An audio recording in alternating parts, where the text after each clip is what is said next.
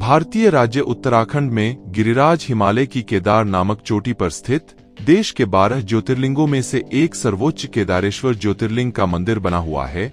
मंदिर के गर्भगृह में हर समय अंधकार रहता है और दीपक के माध्यम से भोलेनाथ के दर्शन किए जाते हैं।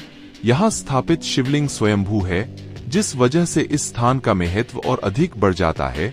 शास्त्रों में बताया गया है कि केदारनाथ धाम में सबसे पहले मंदिर का निर्माण 5 पांडवों ने किया था, लेकिन वह समय के साथ विलुप्त हो गया। यह मंदिर 400 साल तक बर्फ में दबा रहा।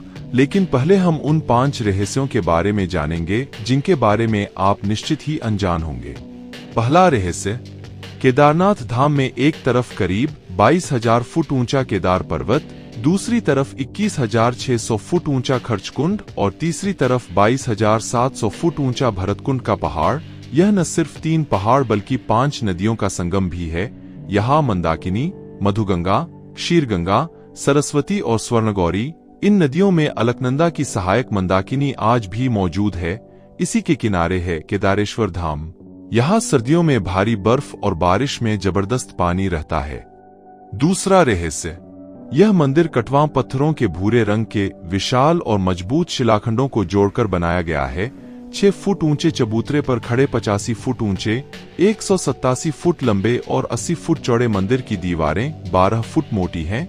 ये आश्चर्य ही है कि इतने भारी पत्थरों को इतनी ऊंचाई पर लाकर व तराश कर कैसे मंदिर की शक्ल दी गई होगी। खासकर यह विशालकाय छत कैसे खंभों पर रखी गई। पत्थरों को एक दूसरे में जोड़ने के लिए इंटरलॉकिंग तकनीक का इस्तेमाल किया गया है। तीसरा रहस्य, यह मंदिर मौजूदा मंदिर के पीछे सर्वप्रथम पांडवों ने बनवाया था, लेकिन वक्त के थपेड़ों की मार के चलते यह मंदिर लुप्त हो गया। तब इस मंदिर का निर्माण 508 ईसा पूर्व जन्मे और 476 ईसा पूर्व देहत्याग गए आदिशंकराचार्य ने करवाया था। इस मंदिर के पीछे ही उनकी समाधि है।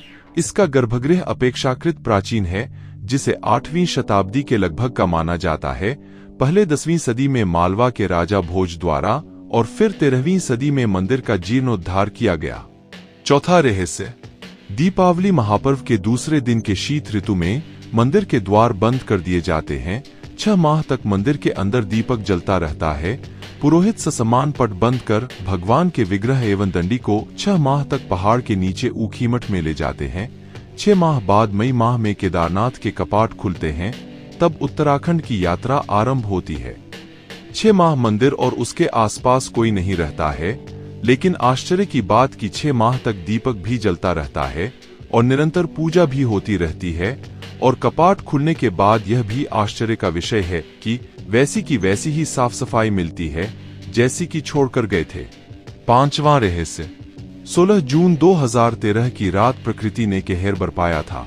जल प्रलय से कई बड़ी बड़ी और मजबूत इमारतें ताश के पत्तों की तरह ढहकर पानी में बह गईं, लेकिन केदारनाथ के मंदिर का कुछ नहीं बिगड़ा। आश्चर्य तो तब हुआ जब पीछे पहाड़ी से पानी के बहाव में तेजी से लुढ़कती हुई विशालकाय चट्टान आई और अचानक वह मंदिर के पीछे ही रुक गई। उस चट्टान के रुकने से बाढ़ का पानी 2 भागों में बंट गया और मंदिर कहीं ज्यादा सुरक्षित हो गया।